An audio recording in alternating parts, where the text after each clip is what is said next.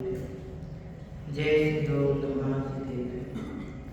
नमो अरहंताणं नमो सिद्धाणं नमो आयर्याणं नमो वज्रायाणं नमो लोये सर्वसाहारणं।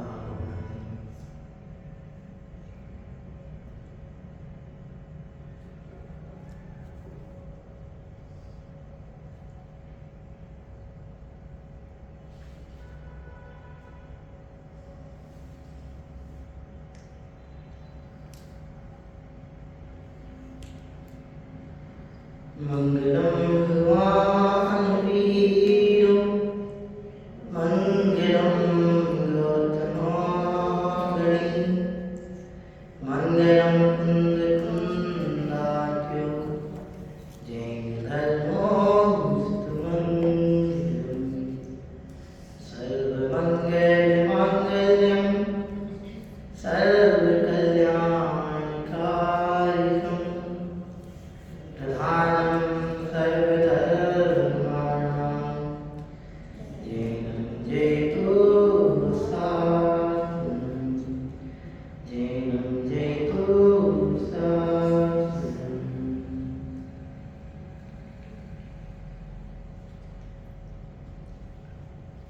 तीन भुवन में स्थान वीतराग विज्ञान शिव स्वरूप शिवकार नमो योग समाधि। ये पंच परमेश्वरी भगवान की अहिंसा परमो धर्म की मान जैन धर्म की। पंडित प्रवर दौलत राम जी साहब द्वारा विरचित ग्रंथ श्री छेड़ाला हमारी चल रही है। छेड़ाला जी की दूसरी धार हम और आप सभी पढ़ते हुए आगे बढ़ रहे हैं। पहली धार में दुख गिनाए, दूसरी धार में दुख के कारण गिनाए। उन कारणों को बताते हुए मिथ्या दर्शन, मिथ्या ज्ञान, मिथ्याचार को मूल बताया। सात तत्व से संबंधित भूल पड़ी। इस तरह से सात तत्व से संबंधित भूल तक मिथ्या दर्शन का प्रकरण आया। उसके उपरांत मिथ्या ज्ञान की बात यहाँ से प्रारंभ हो रही है। कल हमने मिथ्या ज्ञान के संबंध में बात पढ़ी कि मिथ्या दर्शन के सहित जो भी प्रवर्तन होता है वो सब मिथ्या ज्ञान नाम पाता है। कल एक बात और विशेष आपसे कही थी कि मिथ्या दर्शन के साथ ज्ञान और चारित्र स्वयं दोनों मिथ्या हो जाते हैं, करने नहीं पड़ते। जैसे घर के बाहर नेम प्लेट में दादाजी का नाम लिखा रहता है। किसका नाम लिखा रहता है? सिर्फ दादाजी का नाम लिखा रहता है, पापा जी का नाम नहीं लिखा रहता। तो पापा जी का नाम नहीं लिखा है तो पापा जी घर में रहते कि नहीं रहते? रहते, नाम तो नहीं लिखा। अरे दादाजी के नाम में पापा जी का नाम गर्भित है। जब तक घर में बड़े व्यक्ति हैं तब तक छोटों के नाम नहीं लिखे जाते। ऐसे पर सबके नाम लिखने पड़े तो एक घर में 50 लोग लगे तो नेम प्लेट की जगह नेम प्लेटा लगाना पड़ेगा। ऐसे हो जाए, लेकिन ऐसा नहीं। दादाजी के नाम में सबके नाम आ जाते हैं। परिवार के जितने भी सदस्य वहाँ रहते हैं एक के नाम में सबके नाम आ जाते हैं। हिंदी में एक पढ़ते हैं, कहावत चलती है, हाथी के पैर में सबके पैर समाये जाते हैं। पढ़ते हैं। ऐसे ही एक मिथ्या दर्शन के कहने पर ज्ञान और चारित्र अपने आप गर्वित जानना। क्योंकि मिथ्या दर्शन के होते ही, दर्शन के मिथ्या होते ही ज्ञान और चारित्र स्वयं मिथ्या फल के नाम पाते हैं, अलग से करने नहीं पड़ते। एक मिथ्या दर्शन, मिथ्या ज्ञान, मिथ्या चारित्र की तरफ से। अब ऐसे ही सम्यक दर्शन, सम्यक ज्ञान, सम्यक चारित्र की तरफ से। क्यों? क्योंकि दोनों कथन, मिथ्या दर्शन, मिथ्या ज्ञान, मिथ्या चारित्र नास्ति वाले कथन होते हैं और सम्यक दर्शन, सम्यक ज्ञान, सम्यक चारित्र अस्थि पर कथन होते हैं। ये मेरे सुख के कारण है और वे भी सुख के कारण नहीं है। एक नास्ति से कथन, एक अस्थि से कथन। ये अस्थि नास्ति क्या है? ये अस्थि और नास्ति वस्तु के धर्म है। क्या है? धर्म। क्या है? धर्म। गुण और धर्म पढ़ते ना, ये धर्म है। धर्म जुड़े ना होते हैं, अस्थि नास्ति है ना, सत असत ऐसे जो होते हैं ये धर्म होते हैं। और गुण तो बहुत सारे पढ़ते हैं, जानना, देखना, सुख दुख, चारित्र, बीज, ये सब क्या है? गुण है। सब द्रव्यों के अपने अपने गुण हैं। तो मेरे कहने का मतलब क्या है कि जहाँ जैसे मिथ्या दर्शन ज्ञान चारित्र तीनों एक साथ होते हैं, इसी एक दर्शन के सम्यक होने पर ज्ञान और चारित्र भी सम्यक कहे जाते हैं, हो जाते हैं, अलग से उनको भी नहीं करना पड़ता। यहाँ मिथ्या दर्शन, मिथ्या ज्ञान, मिथ्या चारित्र की बात चल रही है। क्यों? क्योंकि यहाँ दुख के कारण गिनाने हैं, दुख के कारण गिनाने हैं, इसलिए सबसे पहले मिथ्या दर्शन की बात कही। उस मिथ्या दर्शन में भी आग्रहिक मिथ्या दर्शन की बात कही। आग्रहिक मिथ्या दर्शन की बात पहले क्यों कही? क्योंकि आग्रहिक मिथ्या दर्शन अनादिकाल से चला आ रहा है। आग्रहिक मिथ्या दर्शन की बात पहले नंबर क्यों कही? क्योंकि आग्रहिक मिथ्या दर्शन अनादिकाल से चला आ रहा है। और कैसा आग्रहिक मिथ्या दर्शन? जो वर्तमान में ग्रहण नहीं किया, तो वर्तमान में ग्रहण नहीं कर रहे, अनादिकाल से लेके आज तक जिस मिथ्या का पोषण हम करते आए हैं उसको आग्रहिक मिथ्या दर्शन कहते हैं। अब जो आज का है उसे पहले कैसे कहेंगे? जो पहले का चला रहा है उसको तो पहले कहेंगे। एक कॉमन सेंस की बात बने, उसको ही तो पहले कहेंगे। इसलिए सबसे पहले आग्रहिक मिथ्या दर्शन गिनाया और उसके अंतर्गत सारी विवेचनाएं हमने पढ़ी। अब उसके बाद मिथ्या ज्ञान की बात हमने कि मिथ्या दर्शन की प्रतीति के साथ जो कुछ भी ज्ञान है वो सारा का सारा ज्ञान मिथ्या ज्ञान नाम पाता है। और उस ज्ञान को यहाँ अज्ञान, मिथ्या ज्ञान को क्या कहा? अज्ञान। क्या कहा मिथ्या ज्ञान को? अज्ञान। और उस अज्ञान को किसका मूल कहा था?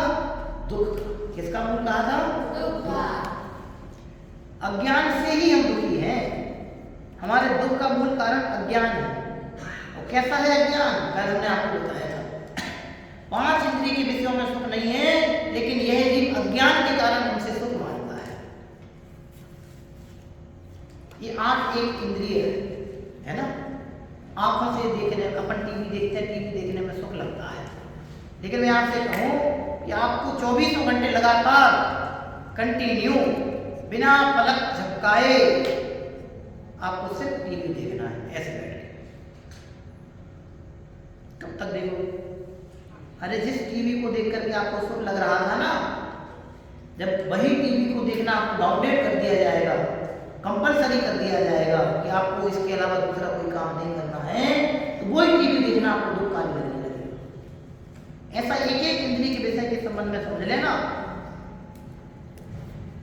एक एक इंद्रिय के विषय के संबंध में विषयों से सुख नहीं होता, विषयों से सुख नहीं होता। विषयों की अभिलाषा जिन्होंने त्याग की वे सुखी होते हैं, या विषयों की अभिलाषा जिनके नहीं है, शेष नहीं है। समझ में आया ना? ये चमत्कार है ज्ञान का। क्या चमत्कार है? कि ज्ञान कभी भटकने नहीं देता। देखो सच्ची बात कहें, सम्यक ज्ञान कभी भटकने नहीं देता और अज्ञान कभी भटकने से बचने नहीं देता। अज्ञान भटकाता है तो सम्यक ज्ञान भटकन मिटाता है। अज्ञान के कारण भटकना होता है, सम्यक ज्ञान के कारण तो उस भटकन से मुक्ति मिलती है। अज्ञान में मेहमान है। अपन पढ़ते हैं स्वपर वेद विज्ञान करेंगे, शुरू से ही पढ़ते हैं। स्वपर का भेद नहीं करना इसका नाम अज्ञान है, और स्वपर का भेद करना इसका नाम सम्यक ज्ञान है। सौ को सौ, पर को पर जाना इसका नाम सम्यक ज्ञान है। विषयों से सुख नहीं है, विषयों में सुख नहीं है, विषयों से कोई सुखी नहीं है, ऐसा जानना, मानना, स्वीकारना। अब ये बात अपने दिमाग में बैठती है। कोई हमारी प्रशंसा कर दे तो हमें अच्छा लगने लगता है, कोई हमारी आप प्रशंसा कर दे, अपमान कर दे तो जेलसी और गुस्सा आने लगती, अंदर गिल्टी फील होने लगती। कोई डांट दे तो बुरा लगने लगता है, कोई आके दुलार कर दे तो अच्छा लगने लगता है। अब ऐसा क्यों होता है? अज्ञान के कारण। क्यों? क्योंकि हमने अपने आप को इस रूप मान लिया। लोग किसकी प्रशंसा करेंगे? तुमने अच्छे कपड़े, वाह बहुत मस्त ड्रेस पहन रही है, अबे क्यों नाइस, जम गए तो दिल बाग बाग हो जाता है, प्रसन्न हो जाता है मन कि वाह, इसका मतलब आज पार्टी में मैं जम रहा हूँ, सब लोग मेरे को देख रहे हैं, वाह आज तो बिल्कुल जम गई पार्टी। लेकिन किसके जम गई? इसकी, इसको हमने अपना मान लिया, जो मैं कभी था नहीं, जो मैं कभी हूँ नहीं, जो मैं कभी होऊंगा नहीं, जो यहीं रह जाने वाला है, इससे अपनापन अज्ञान को बढ़ाता है। देह से अपनापन होना या देह को अपना मानना या देह रूप अपने आप को मानना, ये हमारे अज्ञान के कारण होता है। और इस अज्ञान से ही भटकना होता है। एक एक समय की गलतियों को आप देखो, आप सुबह से लेकर शाम तक की एक्टिविटीज का मुआयना करके देखो, इसकी कंपेयर करके देखो तो कितना ज्यादा अज्ञान का। आप बच्चे हो ना, बच्चे हो,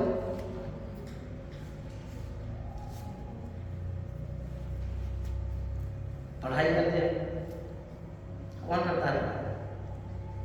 पढ़ सकते हो? पढ़ सकते हो? देखो कह रहा हाँ, कौन पढ़ता? मैं पढ़ता हूँ, पढ़ने वाला कौन? भाई साहब आप कल्पना करके देखो, अज्ञान के कारण लगता है। इसलिए बेटे अज्ञान से दुख है, अज्ञान का ही दुख है। इस पूरे ब्रह्मांड में सिर्फ अज्ञान की ही पीड़ा है। अज्ञान से ही सारे संसारी प्राणी पीड़ित हैं। हमारी आपकी पीड़ा का, परेशानी का, प्रॉब्लम्स का एक ही रीजन है, वो है अज्ञान। सम्यक ज्ञानी कभी दुखी नहीं होते, अज्ञानी कभी सुखी नहीं होते। सम्यक ज्ञानियों को कोई दुखी नहीं कर सकता, अज्ञानियों को कोई सुखी नहीं कर सकता। सम्यक ज्ञानियों को किसी से सुखी अभिलाषा नहीं होती है, अज्ञानियों को सारी दुनिया में दुख लगता है। 3 पॉइंट बोल दिए।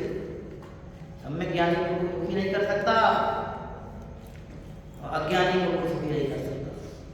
सम्यक ज्ञानी किसी से दुखी नहीं होते, अज्ञानी सारी दुनिया को ही अपना मानते हैं, उनसे सुख दुख मानते हैं। बहुत शांति से सुख। हमने एक दिन आपसे कहा था, उम्र छोटी हो सकती है, ज्ञान छोटा नहीं होता। क्या कहा मन? उम्र छोटी हो सकती है, ज्ञान छोटा नहीं हो सकता। आप सोचो भी आचार्य बुद्ध जो बने 11 वर्ष की अल्प आयु में दीक्षा लेके चले। आप याद करो उस विभूति महामुनि राज को, जिनको तुष्मास भिन्न में याद नहीं होता था, उनका शरीर का इतना ही था, लेकिन वे भी मुक्ति को प्राप्त कर गए। समझ में आया ना? मैं ज्ञान में तत्व हूँ, मैं ज्ञानमय हूँ।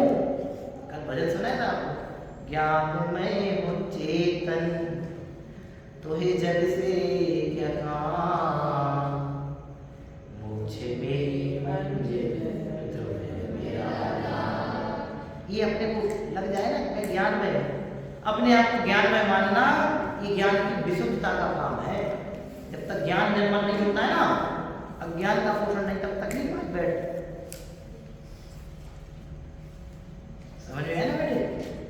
अच्छा, ज्ञान को निर्मल बनाने, पता है ज्ञान को निर्मल बनाने का उपाय क्या है? हम अपने ज्ञान को निर्मल कैसे बनाएं? निर्मल माने ज्ञान को पवित्र कैसे बनाएं? ज्ञान तो क्योंकि परम पवित्र है, उसमें दोष नहीं आते, लेकिन प्रयोग किए कुछ कैसे बनाएं? कि बारंबार अभ्यास, बारंबार अध्ययन से। अपन पढ़ते हैं अनुप्रेक्षा, 12 भावनाओं का सही नाम पता है क्या है? अनुप्रेक्षा। 12 द्वादशानुप्रेक्षा सबसे पहला ग्रंथ लिखा कुंद आचार्य ने 12 भावनाओं को। तो उन 12 भावना का सही नाम है अनुप्रेक्षा। और अनुप्रेक्षा का अर्थ होता है अनुप्रेक्षा, प्रेक्षा मतलब परीक्षण करना, चिंतन करना। अनु का अर्थ होता बार बार, अर्थात बार बार चिंतन करना। ये जो 12 भावनाएं हैं इनको पढ़ के फ्री नहीं हो जाना। उन 12 भावनाओं का, उन 12 वस्तु सत्य का, वस्तु के अलौकिक सत्यों का बारंबार विचार करना, उसका नाम है अनुप्रेक्षा। ऐसे ही ज्ञान को विशुद्ध बनाने का उपाय क्या है? ज्ञान को निर्मल सम्यक बनाने का उपाय क्या है? सम्यक तत्व अभ्यास करना। बार बार भगवंतों की वाणी को जो शास्त्र रूप में अपने को प्राप्त है उसका बुद्धिपूर्वक विनय से अध्ययन करना।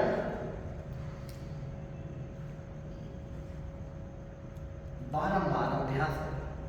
जितनी पवित्रता से हम इन ग्रंथों का अध्ययन अभ्यास करेंगे उतना ही जल्दी हम सम्यक ज्ञान के हकदार बनेंगे। ज्ञान और ज्ञानियों की विनय ये सम्यक ज्ञान का कारण है। क्या कहा? ज्ञान और ज्ञानियों की विनय ये सम्यक ज्ञान का कारण है। ज्ञान और ज्ञानियों की अविनय, इससे मिथ्या ज्ञान उत्पन्न होता है। ये मिथ्या ज्ञान के कारण, इसलिए ज्ञानियों की कभी अविनय नहीं करना और ज्ञान का कभी अनादर नहीं करना। जिससे हमें एक अक्षर का भी ज्ञान प्राप्त हुआ हो ना, एक अक्षर का भी, तो उसके प्रति कृतज्ञ रहना कि नहीं आपने हमें सिखाया है, आपसे हम सीखे हैं।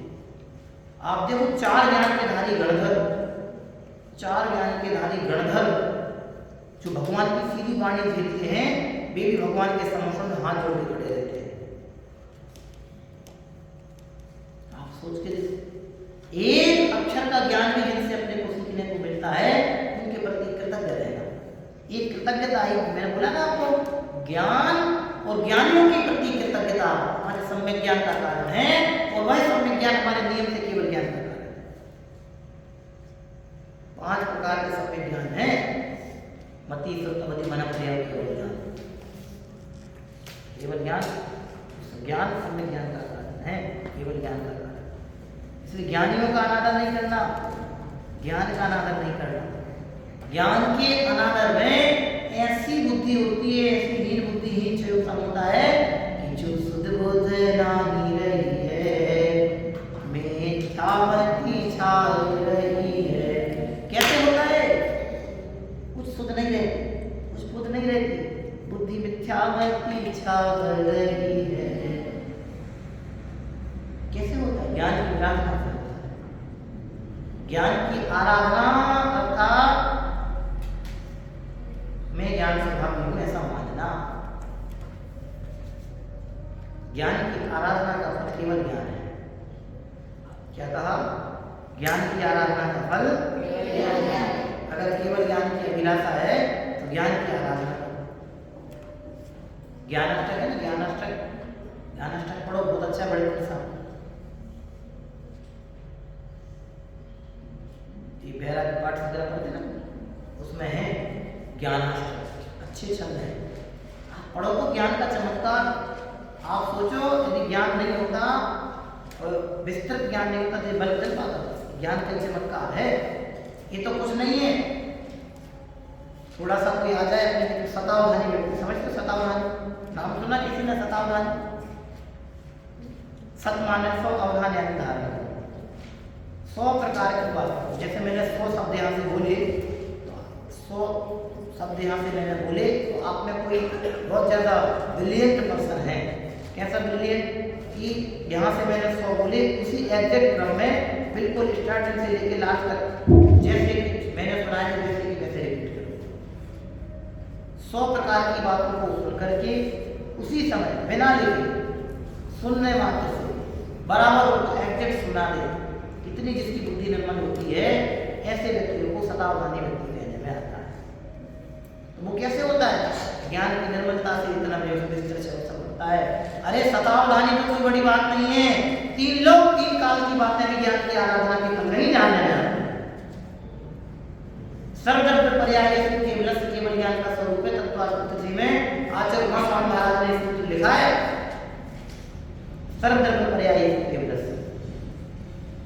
सभी द्रव्यों की सभी पर्याय एक साथ एक समय में जानने में आती है। कैसे जानने में आती है? केवल ज्ञान की आराधना से। तो केवल ज्ञान, उस ज्ञान की आराधना से जानने में क्यों? क्योंकि वह ज्ञान की आराधना और उपासना का प्रतिफल ही है सबकी बड़ी ज्ञान की उत्पत्ति। ज्ञान की आराधना और उपासना का अर्थ क्या? कि जो ज्ञान में तत्व है उसकी आराधना करना, वह ही मैं हूं ऐसा मानना, ये है सब में ज्ञान की उत्पत्ति का कारण। पर द्रव्यों से मैं जानता हूं ऐसा नहीं है। इंद्रिय ज्ञान को ज्ञान नहीं कहा, प्रश्न सारथी में गाथाएं हैं। इंद्रियों से होने वाले ज्ञान को ज्ञान नहीं कहा, अतीन्द्रिय ज्ञान को ज्ञान कहा।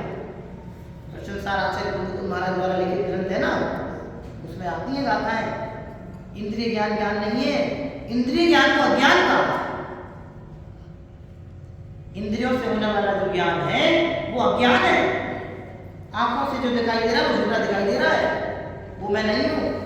कानों से जो सुनाई दे रहा है वो मैं नहीं हूं, या इस कान से सुनने वाला मैं नहीं। जड़ कान मुझे क्या सुनाएंगे? यदि कानों से सुनाई देता होता तो मुर्दे को भी सब सुनाई देना चाहिए, है ना मोक्षित? आप सोचो, कानों से मुझे सुनाई दे या कानों से सुनने वाला मैं नहीं हूं। एक ज्ञान को हटा दो और सारी दुनिया, ज्ञान एक तरफ और सारी दुनिया एक तरफ। बोलो कौन इंपॉर्टेंट है? अगर दुनिया से ज्ञान को हटा दिया जाओ पूरी दुनिया, इससे भी डबल फैसिलिटी वाली है, तो क्या महत्व की दुनिया? अच्छा मैं आपसे पूछता हूं, आप कैंसर पेशेंट हैं, और आपके शहर में 2 डॉक्टर हैं कैंसर पेशेंट को कैंसर का ट्रीटमेंट करने वाले। दोनों ही फेमस हैं, लेकिन उन दोनों में से एक ज़्यादा वृद्ध हो गए, वे थोड़ा थोड़ा भूलने लगे। 1-2 सर्जरी उन्होंने पहले करी, किसी के खींची, किसी के टाँके आगे पीछे लग गए, और एक बिल्कुल यंग है, नया है, और अभी तक एक भी केस उसका अनसक्सेस नहीं गया। सारे केस उसने प्रॉपर सॉल्व किए। तो आप किसके पास जाओ? जिसमें सारे सॉल्व किए उसके पास ही जाओ। आपको उसकी ज्ञान पर भरोसा है कि नहीं? भले वो एज में पुराना है, भले उसने लंबे समय तक सेवाएं दी हैं, लेकिन अब उसका ज्ञान थोड़ा कमजोर हो गया, शिथिल हो गया, बुद्धि थोड़ी शिथिल हो गई, आयु थोड़ी शिथिल हो गई, शरीर थोड़ा शिथिल हो गया, तो इस वजह से भूलने लगा। तो सर्जरी के टाइम पे एक कैंची दे रही थी, एक के टाँके गलत लगा दिए, तो फिर आप क्या करोगे? उससे बचो। सब लोग कह रहे हैं वो पुराना आदमी उसके पास चलो, अरे भैया मैं 2 घंटे बाद में 2 घंटे पहले मर जाएंगे उसके चक्कर। जब हम इतना भरोसा नहीं करते, हीन ज्ञान का, इंद्रिय ज्ञान हीन ज्ञान है, अतीन्द्रिय ज्ञान ही वास्तविक ज्ञान है। केवल ज्ञान अतीन्द्रिय ज्ञान है। क्या कहा? इंद्रिय ज्ञान हीन ज्ञान है। इंद्रिय ज्ञान ज्ञान नहीं है, यह इंद्रियों से ज्ञान नहीं होता। इंद्रिय ज्ञान तो अज्ञान है। इंद्रिय ज्ञान मतलब 5 इंद्रिय और मन की सहायता से होने वाला जो ज्ञान है वो तो अज्ञान है। अपन पढ़ते मति ज्ञान श्रुति ज्ञान की परिभाषा पढ़ते, क्या पढ़ते? जो ज्ञान इंद्रिय और मन की सहायता से द्रव्य क्षेत्र काल भाव की मर्यादा सहित रूपी पदार्थों को जानता है, उसको मति श्रुति ज्ञान कहते हैं। मति ज्ञान श्रुति ज्ञान में थोड़ा और मति ज्ञान में लग जाएंगे, पदार्थ को और थोड़ा विशेष जो जानता है उसको श्रुति ज्ञान कहते हैं। मति पूर्वम श्रुतम मति पूर्वम द्वैतिक द्वादश वेदम, ये सूत्रार्थ। मेरे कहने का मतलब क्या है कि इंद्रिय और मन से होने वाला जो ज्ञान परोक्ष ज्ञान कहा है तत्वा सूत्र, उसमें है तत्वा सूत्र जी में सूत्र। मति ज्ञान और श्रुति ज्ञान के संबंध क्या है सूत्र? आद्य परोक्षम, आदि के माने आगे के जो ज्ञान है वो परोक्ष ज्ञान है। और आगे चलो तो अवधि ज्ञान और मनप्रय ज्ञान, इन दोनों को भी प्रत्यक्ष ज्ञान नहीं लिखा, इन दोनों को भी एक देश प्रत्यक्ष लिखा। केवल ज्ञान को प्रत्यक्ष लिखा है। क्यों? बिना इंद्रियों के होता है, यार बिल्कुल पराधीनता नहीं है, पूर्ण स्वाधीन ज्ञान केवल ज्ञान। उसका नाम ही केवल ज्ञान, ओनली फॉर ज्ञान, ज्ञान के अलावा दूसरा कुछ नहीं। ऐसा है ज्ञान, उस ज्ञान का धर्म है। जो ज्ञान 3 लोग 3 काल की बातों को जानने की लायकात रखता है, उस ज्ञान का धर्म है। वो ज्ञान मेरी असली प्रॉपर्टी है। मकान, रुपया, पैसा, धन मेरी प्रॉपर्टी नहीं है, मेरा ज्ञान ही मेरी वास्तविक संपदा है। ऐसा जिनको लगता है ज्ञान मैं हूँ, वे सम्यक ज्ञानी हैं, वे सम्यक ज्ञान के अधिकारी हैं। जो अपने आप को ज्ञान में मात्र ही मानते हैं, वे ही सम्यक ज्ञानी हैं, वे ही सम्यक ज्ञान के हकदार हैं। ऐसे सम्यक ज्ञान की विशेष महिमा अपने को आनी चाहिए। ज्ञान की विराधना के फल में ऐसी हीन पर्याय प्राप्त होती हैं जहां जानने की लायक प्राप्त नहीं होती। बेचारे पेड़ बन के क्या अपराध है, इतना हीन ज्ञान अपने बारे में नहीं जान पा रहे। ये कबूतर भले संगी पंचेंद्रिय हैं, लेकिन ज्ञान इनका इतना है ना, कोई खिलाने भी जाओ ना इनको, दुलारो भी ना, तो दूर भागते हैं। उनके ज्ञान में ये नहीं आता कि मुझे खिलाने आए। ये ज्ञान की विराधना का फल है। होता नहीं होता, प्रैक्टिकल करके देख लेना, इतने सारे कबूतर बैठते हैं, उनके ज्ञान में इतनी सी बात नहीं आती है कि मुझे खिलाने आए। तो बहुत पवित्र भाव से लेके जाना खिलाने, लो खाओ बुलाओ, तो पास तक नहीं आएंगे तुम्हारे, इतना हीन ज्ञान हो जाता है। अर्जुन, ज्ञान की विराधना का फल है, बराबर अपने को समझ में लिया। ये ज्ञान की विराधना के फल में है। कुगतियों में जिनको जाने की तैयारी है, वे ज्ञान का आदर नहीं करते, ज्ञानियों का आदर नहीं करते। इसलिए मैंने एक बहुत वजनदारी के साथ फिर से कह रहे हैं आप सबसे, बिल्कुल आप विद्यार्थी हैं, विद्यार्थियों के जीवन में बात होनी चाहिए कि जिनसे एक अक्षर का ज्ञान भी अपने को सीखने को मिला है, उनके प्रति सदा कृतज्ञ रहना, उनके उपकार को कभी भूलना नहीं। वे पुरुष श्रेष्ठ होते हैं जो किए गए उपकार को नहीं भूलते, वो कृतज्ञ कहलाते हैं। वे पुरुष जो किए हुए उपकार को भूल जाते हैं। कृतज्ञ लोग ज्ञान के प्रति भी और ज्ञानियों के प्रति भी। ये अनंत ज्ञानियों का उपकार है जो आज हमें सम्यक ज्ञान की आराधना करने में कुंद आचार्य जैसे महामनीषी केवल सम्यक ज्ञानी जीव नहीं हुए होते, तो आज हम कैसे जान पाते कि सम्यक ज्ञान और समय सार का मार्ग क्या है। ज्ञानियों की अपार करुणा का फल है कि आज हमें सम्यक ज्ञान की आराधना को करने का सो अवसर मिल रहा है। इसलिए ज्ञानियों के प्रति हमेशा विनयवंत होना, हमेशा ज्ञानियों के प्रति विनय रखना। अगर जरा भी जीवन में ऊंचाइयों को प्राप्त करने की अभिलाषा है, चाहे लौकिक जीवन में हो या अलौकिक जीवन में हो, अपने गुरुजनों के प्रति सतत विनम्र रहें। दुनिया में एकमात्र गुरु ही ऐसे होते हैं जो निस्वार्थ भाव से आपको सब कुछ सिखाते हैं। बोलो क्यों? आपके माता पिता भी आपको पढ़ाई लिखाई कराते तो उनका इंटेंशन होता है कि बच्चा पढ़ लिख के अच्छी सर्विस में जाए। उनका स्वार्थ छिपा होता है, बच्चा पढ़ लिख जाएगा, सर्विस में जाएगा, नौकरी करेगा, हम निवृत्त हो जाएंगे, हमारी सेवा करेगा। थोड़ा मॉडर्न जनरेशन होगी तो थोड़ा अपडेट हो गया, लेकिन इंटेंशन सबका रहता है मेरे बच्चे ऐसा करें। लेकिन गुरु जो सच्चे गुरु होते हैं उनको कोई अभिलाषा नहीं होती है, कोई स्वार्थ नहीं होता है कि बच्चा पढ़ के जाएगा, 10 में अच्छी परसेंटेज बनाएगा, परसेंटेज बनाने के बाद हमें को दे जाएगा। कितने बच्चों को आज जितने भी IAS, IPS, इंजीनियर, डॉक्टर, ये तमाम सारे लोग दिख रहे हैं आपको, किसी ना किसी के माध्यम से पढ़े लिखे, किसी न किसी ने उनको पढ़ाया है, शिक्षा दीक्षा प्रदान की। लेकिन कितने लोग अपने गुरुजनों के पास जाते हैं, उनको सेवा भैयावृत्ति प्रदान करते हैं, कितने लोग उनका सहयोग करते हैं, गिने चुने, और वे भी ना केवल। अरे गुरु ही निस्वार्थ भाव से सिखाते हैं, चाहे लौकिक गुरु हो या धर्म गुरु। धर्म गुरुओं की तो तुलना ही नहीं की जा सकती। क्यों? कि धर्म गुरु एक भाव के कल्याण की बात नहीं सिखाते, वो जन्म जन्मांतरों के लोगों को मिटाने का उपाय बताते हैं, भाव रोग को मिटाने की औषधि प्रदान करते हैं। इसलिए उनकी तुलना तो किसी से की नहीं जा सकती।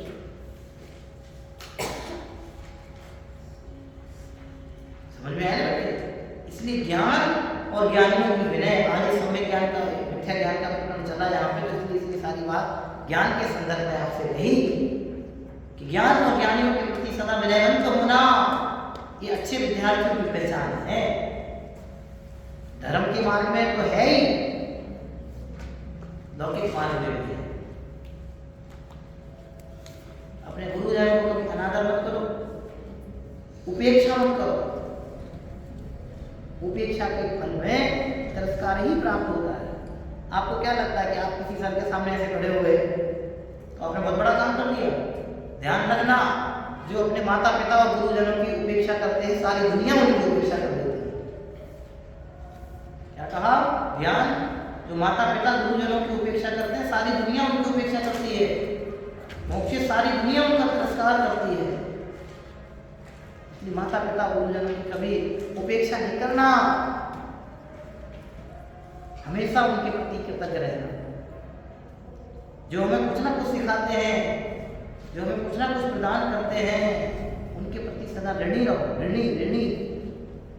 हमारे जो मुनिराज होते हैं ना, दिगंबर संत, उनमें भी व्यवस्थाएं हैं, आचार्य, उपाध्याय और मुनि साधु। आचार्य संघ के नायक होते हैं, पूरे संघ का मैनेजमेंट देखते हैं, पूरी जिम्मेदारी, शिक्षा दीक्षा सब। उपाध्याय संघ में पठन पाठन का काम करते हैं। आप देखना कि जब एक मुनि दूसरे मुनिराज से मिलते तो कितनी विनय के साथ मिलते हैं, अहोभाव के साथ। मुनिराज जो 28 लोगों बेबी पाल रहे बराबर सब कुछ, लेकिन वे उनको पढ़ाते हैं ना उपाध्याय साधुओं के लिए, तो बिल्कुल हाथ जोड़ के ऐसे विनय, आपके कारण मुझे केवल आपकी प्राप्ति का मार्ग है, धन्य है। ऐसा भाव आता है। ये स्वभाव कब आता है? जब हमारा ज्ञान पवित्र होता है, तब हृदय में विशुद्धि होती है, तब। इसलिए बेटे विशुद्धि बनाओ, अपने मन को पवित्र बनाओ। वो मन अर्थात ज्ञान, मन का मतलब यहाँ ज्ञान क्या है, उसको पवित्र बनाने का प्रयास करो। बारंबार पढ़ो, पढ़ने से परिवर्तन आता है। आप पढ़ोगे नहीं तो स्वयं को गढ़ नहीं पाओगे, मढ़ नहीं पाओगे। पढ़ाई अत्यंत आवश्यक है, लौकिक पढ़ाई तो आवश्यक है ही, लेकिन उसके साथ साथ धर्म पढ़ाई और सर्वोत्तम आवश्यक है। क्यों? क्योंकि इसके बिना जीवन हमारा बिल्कुल सुरक्षित नहीं रह सकता। लौकिक पढ़ाई आपको नॉलेज दे सकती है, लेकिन धार्मिक पढ़ाई आपको बताती है कि आपको आपके नॉलेज का यूज कैसे करना है। लौकिक पढ़ाई आपको किताबों का नॉलेज दे सकती है, लेकिन धार्मिक पढ़ाई उन किताबों के माध्यम से हमारे लिए उपयोगी क्या है ये सिखाती है। लौकिक पढ़ाई आपको नौकरी दे सकती है, लेकिन धार्मिक पढ़ाई आपको वो आप जिस पेशे में जाते हैं उस पेशे में कैसे निर्वाह करना है, कैसे अपने कर्तव्यों का सदाचरण का पालन करना, ये सिखाता है। दुनिया में भटकने के मार्ग बहुत हैं, निपटने का तो एक ही मार्ग है, वो है सम्यक ज्ञान। सम्यक ज्ञान is the best solution of our universe. Okay, हमारे ब्रह्मांड का एक ही प्रॉपर सॉल्यूशन है, वो है सम्यक ज्ञान। इसके अलावा कोई सॉल्यूशन नहीं।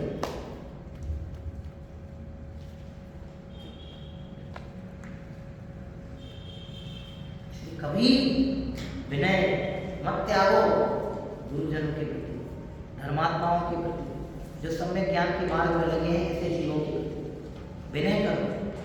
जो चीज आप पढ़ के नहीं सीख पाएंगे, वो चीज आप विनय से सीख जाएंगे। विनय सीखने का मूल मंत्र है तन्मय। जितनी ज्यादा विनय उतने ज्यादा आप जाने। आपने देखा सूखे पेड़ जो होते हैं ठूठ, वे अकड़ के खड़े रहते हैं, उनमें फल नहीं लगते, और जिनमें फल लगते हैं वे पेड़ पूरे कैसे हो जाते हैं?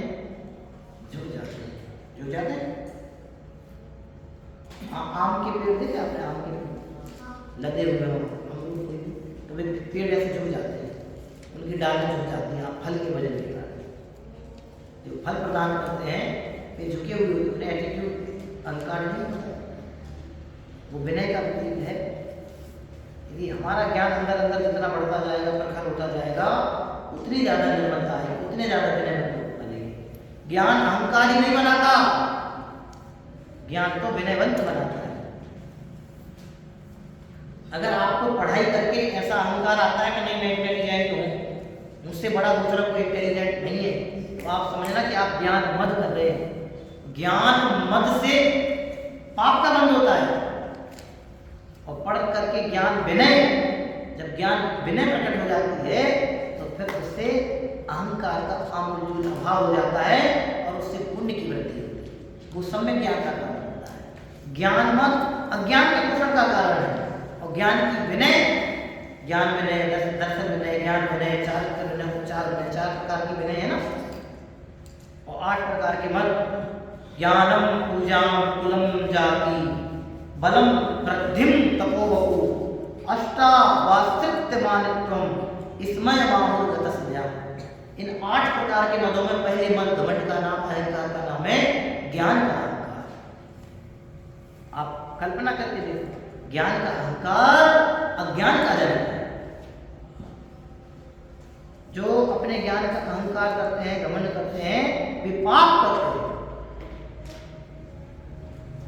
समझ में है ना? ज्ञान का अहंकार नहीं करना,